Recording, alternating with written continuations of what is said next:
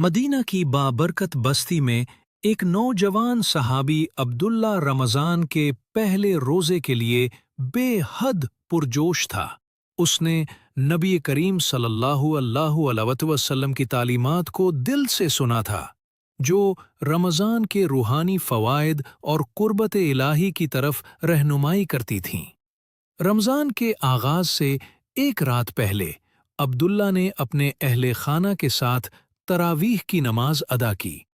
اس نے اپنے دل میں سکون اور اجتماعیت کا گہرا احساس پایا۔ اگلی صبح سحری کے وقت وہ اہل خانہ کے ساتھ بیدار ہوا۔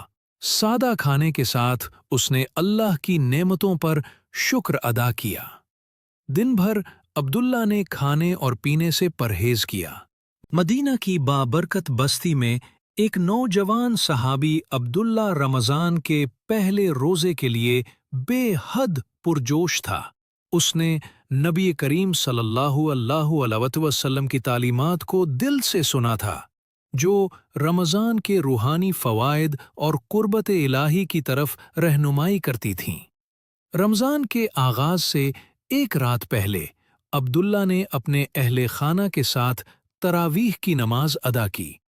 اس نے اپنے دل میں سکون اور اجتماعیت کا گہرا احساس پایا۔ اگلی صبح سحری کے وقت وہ اہل خانہ کے ساتھ بیدار ہوا۔ سادہ کھانے کے ساتھ اس نے اللہ کی نعمتوں پر شکر ادا کیا۔ دن بھر عبداللہ نے کھانے اور پینے سے پرہیز کیا۔